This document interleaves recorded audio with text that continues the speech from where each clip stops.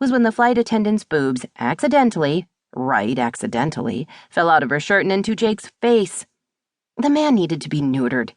He was like walking sex, and everyone around him knew it. Even if he wasn't a real celebrity, he still attracted women like rats to cheese. She'd been a rat once. Bastard, she mumbled under her breath, clenching her hands into small fists. But that had been years ago.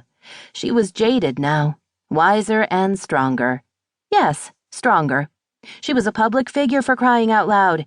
She could and would act like everything was fine. And it was. It was. Char, Beth nudged her. You're rocking back and forth again. Do I need to get the bag? Nope. Char felt a smile curl at her lips. I'll be right back. Beth put out her arm to block Char's way. No, absolutely not. You've got that crazy look in your eyes, and I really don't want you to go to prison. As your sister and future maid of honor, I cannot with good conscience let you buy me. I'll buy you a new Louis Vuitton purse. On the other hand, you are an adult and you can make your own decisions. Carry on. Beth lifted her arm. Black. I want the black one. Char rolled her eyes and made her way toward Jake's seat. The fastened seatbelt sign was no longer on, so Char was in the clear. She'd practiced this speech ever since that fateful day last year when they'd reconnected. Char had wanted more than a one-night stand, and Jake? Well, he'd wanted a one-night stand and a thank you. She'd never told their mutual friend Casey, and swore she'd take it to her grave. That was, unless she saw him again, and then all bets were off. She had wondered what she would say to him if she ever saw him again. How would he react? Would he apologize for being an ass?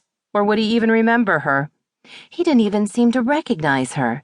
Then again, her hair was longer now, but faces didn't change. If only they did. She really should ask God about that one. Jake needed more than a new face. He needed an actual heart inside that muscled body. Her eyes darted to the passengers a few rows behind him. A girl had a cup of water sitting on her table. Hey, honey, can I borrow this? Oh my gosh. The girl looked about 12 and began clapping her hands wildly. Aren't you that news lady? Why, yes. Char usually loved being recognized, but not now. Now she needed to be incognito. She tried to ignore the excited smile on the girl's face. Tried and failed.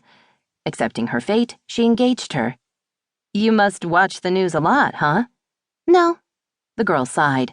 But my mommy and daddy laughed really hard when you fell out of your chair that one time. They said you were drinking alcohol and that's why you fell. Fan-freaking-tastic.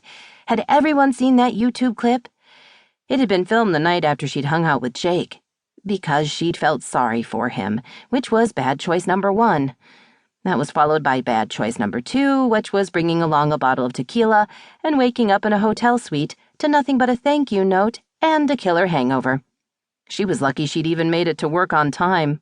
Then again, luck didn't get you more than 2 million hits on YouTube and a spot on the Today Show with Kathy Lee and Hoda, who graciously declined their wine and offered Char tequila shots in honor of her night of horror.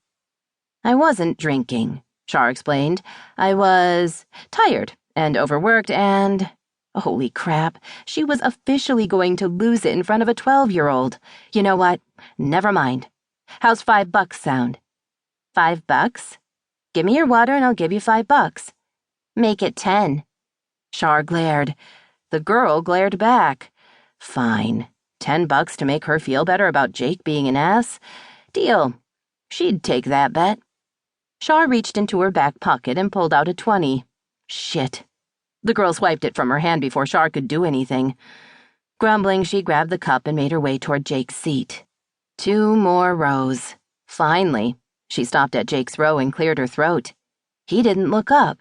She cleared her throat again. Finally, he slowly raised his head. His mouth dropped open. Char? Jake, she purred. How are you? I mean, it's been forever. His smile didn't reach his eyes. Actually, it had been 11 months, 1 week, and 5 days. But hey, who was counting? Not her. Hasn't it, though? She leaned against the seat. We should catch up. He eyed her up and down before coughing and looking away. We should, she agreed, and then...